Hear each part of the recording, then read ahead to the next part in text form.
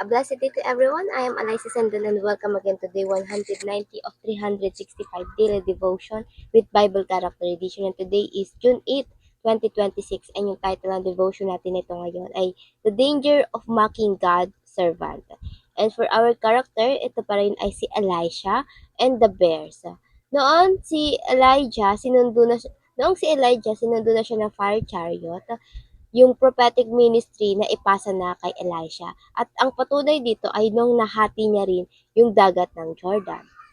So for this devotion, we will compare the two city, Jericho and Bethel, where Elisha performed miracle. Ito nga yung blessing and yung curse. So for this devotion, yung scripture reading natin ay mababasa natin sa 2 Kings chapter 2 verse 19 to 25. And it says, dito sa verse 19 to 21, ito ay patungkol sa Jericho. One day, the leader of the town of Jericho visited Elisha. Sinabi nila, "We have a problem, my lord," they told him. "This town is located in the pleasant surrounding as you can see, but the water is bad and the land is unproductive." So Elisha said, "Bring me a new bowl with salt in it." So they brought it to him. Then he went out to spring dust, supplied the town with water, and threw the salt into it.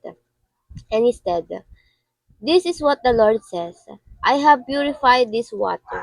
It will no longer cause death or infertility." And the water has remained pure ever since, just as Elisha said. So dito ay binless niya or tinulungan niya itong Jericho. But dito naman sa Bethel, kasunod na verse, when Elisha left Jericho and went up to Bethel, as he was walking along the road, a group of boys, probably ito ay nasa matatanda na, pero boys ang tawag, from the town began mocking and making fun of him. Sinabi nila, "Go away, Baldy!" They chanted, "Go away, Baldy!" Baga sa atin, "Umalis ka dito, kalbo, kalbo." Ganyan.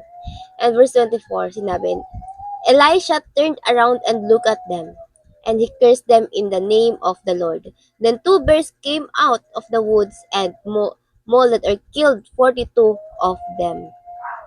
So from Jericho, nag-bless si Elisha. Dito naman sa Bethel ay kinurse niya itong mga tao dito. And for our teaching, number 1, mocking God's messengers is a serious offense.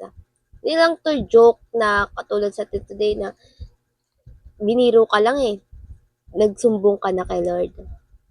In Jericho, si Elisha, kinikilala nilang bilang propeta ng Diyos. Kumilos ang Diyos through him.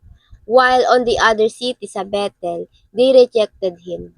So yung mockery they did to Elisha is a mockery to God dahil siya yung mensahero ng Diyos. And this is not just a mere mockery because in this place, ito yung center of worship ng mga Israelita kay Baal.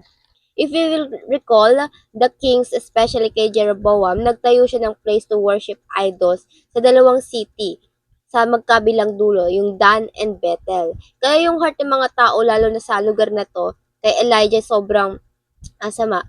Nire-reject nila yung ginagawa ni Elijah. Nire-reject nila si Elijah as propeta ng Diyos. At lalong-lalo na, nire-reject nila ang Diyos.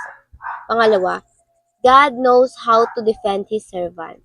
So again, this is not just a mockery. Di lang siya sinabihang kalbo-kalbo, umalis ka dito. Kinuyog siya ng halos 40 plus men. And so God sent bears to kill those men. And pangatlo, God grace does not cancel His righteous judgment. This means that hindi ba dahil maawain ng Diyos ay hindi na siya just. Yes, He blessed Jericho because they believe in Him. But in Bethel, though the Lord is good, this doesn't cancel His righteous judgment. Lord favor discipline. And for our application, paano ba natin ito may-apply sa ating mga buhay? Number 1, guard your heart against mocking God's faithful servants. Marahil may mga tao tayong kinaiinisan na servant ng Lord. But remember, they are not perfect. Guard your heart na hindi magtanim ng sama ng loob or galit to the point na yung heart natin is against with those faithful servant of God. We are directly responsible to God. And so, kung sila man nakakagawa ng mali, Just be reminded that they are directly responsible to God as well. So, kung ano mang ginagawa nila ngayon ay responsable sila doon sa pagharap sa Diyos. And pangalawa, do not seek revenge. Leave the matter in God's hand. So kung ikaw yung servant na minamak, do not seek revenge. This is Bible principle. The Lord said, vengeance is mine. So let the people mock you and God will surely defend you. Hindi mo kailangan kumante. And lastly, remember that God is always just in all His way. Meaning, He is fair. Yes, the Lord is merciful, loving, caring, but at the same time, He is just. Gusto ng Diyos ang nagdidisiplina. May hustisya at walang makakapag-question doon. Because in Him, there is a perfect justice. So, kahit sinong tao, kapag nag-judge ang Diyos, hindi natin mak-question kung bakit. Dahil ang Diyos to perfect ang Diyos. And now para sa ating reflection, how can we guard ourselves against developing a mocking spirit? And before we finally end for this devotion, let's have a short closing prayer. And let's pray everybody. Heavenly Father, we thank you and glorify you, Lord, for this devotion. You again open our eyes, our ears, and our hearts, Lord God, to your words. Lord, forgive us, Lord God, whenever we make mockery, unconsciously, Lord God, sa aming mga sinasabi, at sinasabi at naiisip, Panginoon. Patawarin mo kami, Panginoon, at i-correct mo kami, Panginoon. And Lord, we prayed na sana ay maraming tao, Panginoon, na makarinig pa ng iyong salita and lead them, help us lead them towards to Jesus Christ, Lord. And may our speech, Lord God, honor you and glorify you, Lord God, and speak to life to other people, Lord God. Ayun lang po, in Jesus' name, I pray, Amen and Amen.